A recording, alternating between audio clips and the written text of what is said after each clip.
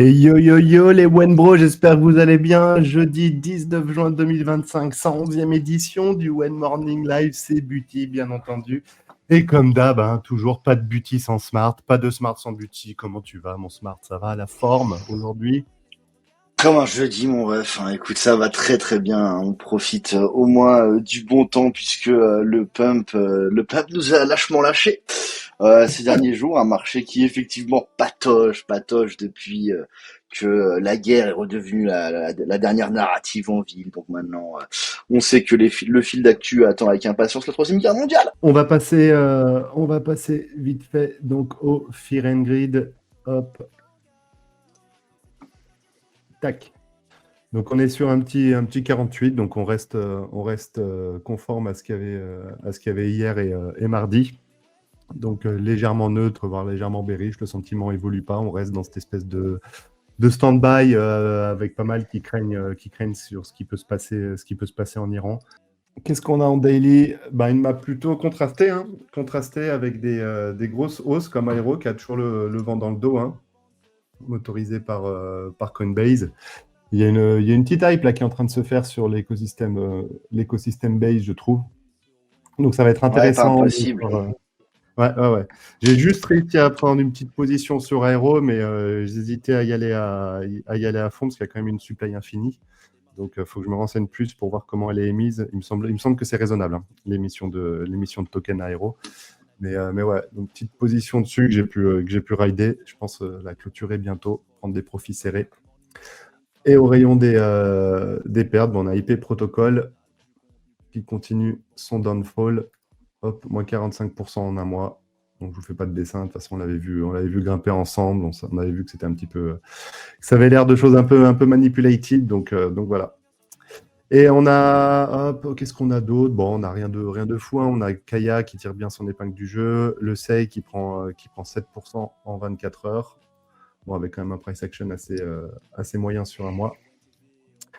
Jito, et on a Radium aussi qui a bien pris ce matin, mais Radium il est peut-être pas dans le top 100.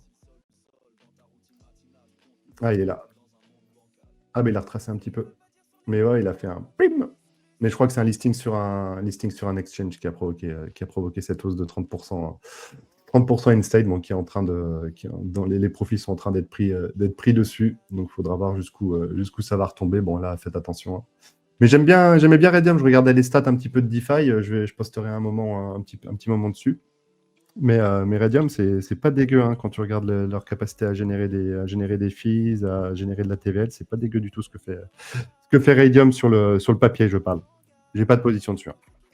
Les mêmes ramassent plus que la moyenne si on part sur un mois. De toute façon, dès que le marché perd en traction, hein, les mêmes en font de même. Et quand le marché repart, hein, c'est toujours la même. Allez, on va voir vite fait les ETF. J'accélère un petit peu parce que je dois vraiment partir à 11h30 avant de vous laisser avec le Smart. Allez, on en est où? Ouais, toujours inflow. Les inflows s'accumulent sur BTC. Toujours presque à la TH, hein, en termes de valeur déposée sur les ETF BTC. Bon, c'est cool de continuer à avoir des inflows réguliers sur BTC, hein. Il n'y a pas des volumes de fou. Toi, ça t'évoque quoi, ça? Pour l'instant, un rythme soutenu, quoi. Et après, il n'y a pas vraiment, si tu veux, de direction nouvelle sur le prix, donc on voit pas des inflows qui ont tendance un petit peu à FOMO, comme on a pu le voir peut-être à la fin 2024, c'était assez parlant, ou même à des égards, que c'était quand en avril ou bien en mai cette année aussi, tu vois. Bon là, en tout cas, ce qui est intéressant, c'est que on reste permabide, en tout cas. Ethereum, il y a longtemps que j'ai pas vu, je sais pas trop ce que ça donne, mais je sais que ça a été aussi assez encourageant quand même de ce niveau-là. Et ben voilà, hein, je pense que ça va aussi dans l'accompagnement un petit peu des entreprises qui s'exposent. C'est que malgré tout, ben de plus en plus, si tu veux, c'est assez normal pour, j'ai envie de te dire, des fonds, des entreprises ou n'importe quelle euh, tierce partie qui a un petit peu de cash sous la main, de s'exposer à du BTC. Donc ça, c'est quand même les choses qui restent encourageantes. C'est que si tu veux, cet outil qui sont les ETF, ben, reste un des outils les plus exploités pour bid du BTC. Et quand tu compares à d'autres ETF, malgré tout, c'est un des plus successful qu'on a jamais vu all time, en tout cas celui de BTC. Ah oui, c'est clair. Il faudra voir ce que ça donnera sur de nouveaux alts. Ethereum, ça a été plus laguiche. Donc maintenant, est-ce que justement on va avoir bientôt la naissance d'un narratif qui va permettre à des grosses mains de s'exposer rapidement sur des deuxième, troisième lignes de portefeuille, hein. Ils auront par exemple privilégié BTC dans un premier temps et peut-être un Ethereum par la suite, et puis pourquoi pas Sol, XRP, si tant est que ces ETF arrivent et sont dans le pipe, et je pense qu'ils vont finir par se présenter. Pour moi, c'est les deux prochains qui devraient se présenter, hein, puisque je crois que les deux sont listés au CME maintenant, et donc devraient pouvoir voir leur ETF voir le jour assez prochainement, quoi. Mhm. Ouais, ouais, tout à fait. On va voir ce que ça donne sur Ethereum. Bon, c'était un peu la guiche ces derniers temps. Bon, hop. Quand le prix augmente, de toute façon, les gens ils foutent la size. Et dès qu'on a une bonne baisse, ça commence à se barrer un petit peu. Donc si la baisse se prolonge, eh ben, on verra, je pense qu'on verra les inflows peu à peu diminuer. Mais bon, l'ETH maintient toujours une bonne dynamique hein, sur les ETF. C'est Hmm. assez intéressant à observer. Mais la dynamique s'amplifie pas, en tout cas. C'est ce qu'on peut dire. Allez, à nous les gars, on y go. Bon, on va commencer avec deux trois petits tweets sur le côté. Il y en a un qui est passé, je crois que c'était hier pour le coup, et qui est des plus intéressants, hein, et c'est Finico, bah, en plus qui justement nous parle de cette narrative depuis quand même des mois et qu'il faudra surveiller, puisque elle a un côté intéressant étant donné que c'est en fait un petit peu une loi sur la déréglementation bancaire pour le coup. Vous le savez, et on en a parlé à maintes reprises du côté obligataire américain, voilà, on a eu comment dire, une longue période, si tu voulais, où les taux restent élevés. Ils restent élevés pour plusieurs raisons, mais l'une d'entre elles en particulier, c'est qu'on est en train de perdre énormément d'acheteurs des obligations américaines du côté des autres États. On pense potentiellement à des pays peut-être comme la Chine, ou quelques pays asiatiques aussi. Je crois que le Japon en fait partie, était un gros détenteur par exemple. Ben, ces pays se font de plus en plus rares et donc forcément, s'ils n'achètent pas, si vous voulez, le taux obligataire va avoir tendance à monter, et tant que les taux obligataires restent très élevés, ils ont eux-mêmes aussi tendance un petit peu à forcer la main de la Réserve fédérale à rester sur des taux élevés également, quoi. Donc là, pour exemple, on approche, on est quand même depuis un moment maintenant en train d'osciller autour des 4,50, et ce qui pourrait se passer, c'est que voilà, on arrive sur une nouvelle déréglementation bancaire qui serait sur le point de commencer, et en grosso modo, ce serait la fin en fait du SLR, et qui permettrait à des banques en fait d'acheter beaucoup plus par rapport à leur bilan total. C'est-à-dire qu'on passerait par exemple de 3,5 là à 5% pour ce dispositif, et en tant que tel, c'est assez énorme parce que ça ferait des milliards et des milliards qui pourraient ajouter malgré tout sur le marché de la dette, et donc aider aussi à dégonfler un petit peu les taux obligataires à 10 ans. En plus de ça, on a eu le secrétaire au Trésor américain Scott Bessent hier, je ne sais pas si vous l'avez vu, mais il fait un point assez important puisque il parle, et il est en train un petit peu comment dire, de dédramatiser les stablecoins et de dire qu'on a besoin des stablecoins. Les stablecoins sont centrales et nous aident en fait à appuyer sur le marché obligataire américain, et donc ils veulent vraiment, si vous voulez, envoyer les stablecoins à des niveaux qu'on n'a jamais vus, et donc vraiment c'est très très là pour le coup bullish sur la market cap des stablecoins, puisque ça laisse à penser que les afflux en capitaux vont continuer de monter, et chaque capital qui rentre un petit peu dans ces stablecoins va avoir tendance à soutenir en tout cas le marché obligataire américain. Le premier là en l'état en bénéficier, c'est vrai que j'ai le seum parce que je suis total sideliné sur le dossier en question, alors que je voulais m'y exposer, mais il avait déjà un peu tellement pump entre son prix IPO et le moment où il a été release, mais c'est Circle quoi. Et donc Circle, effectivement, il a été acheté donc par certains en pré-IPO le 5 juin autour des 31 dollars, si je dis pas de bêtises, hein, corrigez-moi si je me trompe, peut-être je me trompe, mais je crois que c'est à peu près à quelques dollars près dans ces eaux-là. On se retrouve aujourd'hui avec un prix open qui est prévu autour des 211 dollars quoi. Donc ultra solide pour la narrative stablecoin, et effectivement on risque de voir les stablecoins déjà de 1 prendre de plus en plus d'importance dans notre quotidien parce que les États-Unis vont essayer peut-être de substituer cet apport de stablecoin à des pays qui se sont désengagés de leur dette obligataire. en parallèle de mettre des banques, de leur donner des nouveaux plafonds un petit peu et la possibilité pour elles, eh bien d'acheter en fait de plus en plus d'obligataires américains. Et tout ça, effectivement, on va en avoir besoin parce que à nouveau, on se retrouve maintenant avec des marchés qui sont un petit peu frileux temporairement, en attente en tout cas de voir ce que ce conflit Israël-Iran va donner. Et on le voit, on a le pétrole qui est effectivement reparti quand même assez brièvement à la hausse. Pour l'instant, rien de trop dramatique parce qu'il avait été quand même relativement nuque. Euh, Relativement nuque, on va dire, sur les périodes d'avant, et il oscillait sur les $60 depuis pas mal de temps. Donc pour l'instant, j'ai envie de dire RAS en tant que tel. Donc c'est vrai que ce qui est un peu chiant, c'est quoi? C'est que on avait cette zone de liquidité qui restait derrière nous et qui forcément faisait un petit peu office de première zone logique à venir chercher. Et ce qu'on a exécuté, ce qui a été fait, elle a été cherchée.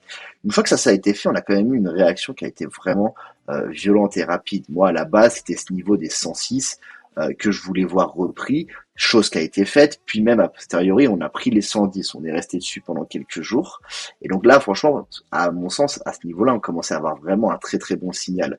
Mais bon, bah, bien sûr, la narrative est arrivée et on a eu un début de repli qui a commencé à opérer. Maintenant, depuis, le prix du Bitcoin reste assez hasardeux. Bien qu'il reste très très solide, il reste un petit peu dans l'incertitude de savoir où est-ce qu'il va aller.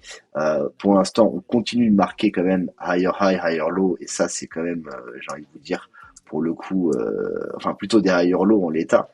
Le vrai niveau que maintenant qu'il va falloir reprendre si on veut voir tout de suite, si vous voulez, une tendance haussière se dessiner, c'est ici au niveau des 110, quoi. À l'inverse, de l'autre côté, on a aussi maintenant, on est sous résistance, hein, c'est-à-dire que les 106 sont déjà notre première zone de résistance logique, et après c'est les 109, 110. Je pense qu'on reprend cette zone là. Cette fois, c'est pour, à mon sens, c'est pour y aller. On ira voir justement un petit peu en plus les niveaux de liquidité après. Ce qui est intéressant, c'est quand même que bien, il y a un marché qui est plus, comment dire, qui est plus mitigé dans son approche. Il y a des bears, il y a des bulls. On n'a pas un marché qui est one-sided, qui est d'un seul côté et qui se dit voilà to the moon forcément, puisque bah, il y a une narrative en ville, ici passe des choses et forcément voilà, la guerre peut s'amplifier, vous connaissez un petit peu le narratif. Donc ce qui pourrait aussi faire sens dans ce cas de figure actuel, bah, c'est potentiellement d'aller éventuellement chercher à faire peut-être un peu une sorte de triple bottom, voire de prendre une dernière fois en fait ces lots sans chercher à aller beaucoup plus bas. Et ici tu te retrouves un petit peu au sentiment max fear, oh mon Dieu, c'est fini quoi, grosso modo, on va plus bas, on va beaucoup plus bas. Et, euh, et en fait, c'est peut-être là, en tout cas, s'il y a une zone peut-être pour prendre les gens un peu à contre-pied, elle pourrait opérer ici. Donc, à avoir en tête quand même sur les prochains jours. Si vraiment on arrive à juste se contenter de ça, de prendre un petit peu ici les points bas et de repartir de ce point-là et de repartir en fait à la hausse, bah franchement j'ai envie de vous dire que ce serait vraiment pour le coup happy days. Ça nous éviterait aussi d'avoir justement une profondeur de dip, parce que là vous imaginez bien que si on retrouve un Bitcoin à 91, vu la tête des altes actuellement qui peine déjà beaucoup, et pour cause, parce que la BTCD elle est en train de à nouveau tout arracher, et forcément elle se porte relativement bien, et elle est seulement, je crois, à peine, elle est à moins de 1% de ses plus hauts. Donc vous imaginez bien, voilà, si BTC retourne ici, forcément on a peut-être finalement le scénario de la BTCD à 70, euh, qui, là, une fois, sera peut-être effectivement ce point de départ sur les altes. Mais bien sûr, on va le prendre un petit peu, voilà, chaque chose en son temps. Et là, de toute façon, c'est plus une question de, bon, bah, si ce niveau il est perdu, grosso modo, on vise vraiment le prochain. Mais on n'a aucune certitude non plus. Et je trouve que malgré tout, sur le narratif de la guerre, pour l'instant, les choses tiennent bien. Après, faut quand même prendre un petit peu de distance et regarder quand même ce qui se passe aussi sur des plus grosses time frames. Et en plus grosse time frame, on a quand même des choses qui aussi appellent un petit peu à la prudence, qui rendent, si vous voulez, ce scénario non plus, non pas impossible, quoi. Mais on a le print, bah, un peu d'une massive divergence bearish entre, eh bien, ce premier top qu'on avait fait décembre-janvier, en fait, et l'actuel, et on se retrouve effectivement avec des higher high au niveau des graphiques, mais un lower high au niveau du RSI, ce qui veut dire en gros que vous avez une divergence baissière. Grosso modo, ça veut dire quoi? Votre momentum n'est pas aussi puissant en fait que ce que le prix essaye de vous dire, et donc en fait dans le fond, le prix avance, fait des plus hauts, mais c'est pas traduit au RSI. Et généralement, c'est des choses qui peuvent précéder en fait des phases baissières. On avait eu aussi une divergence qui avait opéré de la même sorte en fait ici entre le top de début 2024 et le top de la fin de l'année. Là, on est en train de voir la même chose. Tout ça sur le fond de, on a un stochastique RSI qui est aussi en train de croiser à la baisse. Et là, s'il passe sous les 80, ça pourrait laisser à penser effectivement qu'on aura une période de consolidation plus longue et potentiellement peut-être l'été qui pourrait nous tenir, ce qui ferait pas forcément nos affaires. Maintenant, c'est vraiment à voir parce qu'on peut aussi avoir un stock RSI qui nous fait quelque chose un petit peu à l'image d'ici. Et si on arrive à se reprendre sans trop de mal, eh bien en fait, il peut rester perché en hauteur sans trop de problème. Mais généralement, le croisement de votre stochastique à la hausse ou à la baisse, il va être confirmé en passant sous les 80 ou en passant au-dessus des 20 quand vous étiez sur les points bas. Après, dans le grand spectre des choses, même si on venait aller chercher par exemple les 80, 92, 91 000, ce qui est confluent avec pas mal de choses qu'on avait vues dans des précédents épisodes, et on pourra revenir dessus si besoin, mais même si on le faisait en high time frame, j'ai envie de vous dire, on resterait potentiellement toujours très très bullish quoi. Mais forcément voilà le prix il évolue d'une manière où soit vous êtes impulsif, soit vous êtes un petit peu correctif ou en consolidation quoi. Et là on commence un petit peu à y ressembler. C'est pour ça que la semaine dernière j'étais quand même assez hypé si vous voulez quand je voyais un petit peu la reprise qu'avait opéré ici, c'est que pour l'instant c'était très très puissant quoi. Là maintenant on se retrouve effectivement à nouveau à consolider, à re-être sous résistance autour des 106 000. Donc les prochains jours je pense vont vraiment être cruciaux pour le coup. Il faudra voir comment le marché interprète un petit peu les signaux et surtout ce que font les deux pays quoi. Niveau clé pour hype en gros dip 25-28, t'es d'accord? Grosso modo ouais. Après franchement ça va vraiment dépendre en fait de pour le coup BTC quoi. Ça va vraiment dépendre de BTC. Pourquoi? Parce que hype 27-28, on est d'accord, oui, c'est bien cette zone qui est grosso modo l'ancienne ATH en fait de hype. Et forcément, on s'attend quand même à ce que cette zone elle soit solide. Maintenant, on a même une chance, j'ai envie de te dire, peut-être si BTC ne dit pas trop fort et arrive à repartir en impulsion, de pas avoir besoin d'aller si bas. À l'inverse, par contre, si on va si bas, voire même pire qu'on la perd, attention, parce qu'on ira peut-être justement chercher un peu à combler des zones qu'on n'a pas eu l'occasion de revisiter depuis. Mais pour le coup, c'est vrai que Hype, là, et là je suis en 3 jours, donc ça commence à être une time frame assez solide pour un jeton alternatif, disons ça comme ça. Voilà, il a commencé à imprimer sa divergence bearish, et là il est rentré vraiment en plein dans un momentum baissier qui est confirmé aussi, quoi. Il y en a un aussi dont il faut que je vous parle quand même. Pour le coup, je sais pas si j'ai déjà vu ça dans ma life. Là, je suis en weekly, les gars, sur le bon vieux Ethereum. À la limite, une, deux candles comme ça, j'ai envie de vous dire pourquoi pas. Là, on commence à en avoir un, deux, trois, quatre, cinq. On est en train de matérialiser littéralement la sixième candle de Ethereum avec une price action des plus bizarres. Des plus bizarres, c'est que tous vos corps de bougie en fait se retrouvent à clôturer dans un delta en fait de à peu près 100 $ entre 2480 et les 2500, et on a eu en intra-session, en tout cas intra-semaine, plusieurs tentatives d'aller à la hausse, d'aller même à la baisse, mais elles ont toutes été rejetées en fait en ce sens-là quoi. Donc ça témoigne quand même d'un peu de, je pense, d'incertitude, aussi peut-être d'une passation de main. En tout cas, il y a eu du rejet, on l'a vu opérer. Il y a eu aussi du support à l'achat, donc quand même malgré tout, et ça on l'a vu aussi sur les ETF. Le portrait d'Ether, il commence peut-être à être de plus en plus mitigé, et pour cause, il a donné déjà un premier bon début de pump. Maintenant, dans le portrait actuel, est-ce que voilà, ce serait si surprenant de voir un Ethereum peut-être soit se contenter de ça, voire même d'aller un tout petit peu plus bas, rechercher des forces avant là d'aller chercher en fait au plus haut? Forcément, la discussion est sur la table. Hein. J'allais vous dire si BTC va à 98, je pense pas qu'Ethereum échappera ne serait-ce que déjà à minima à cette target.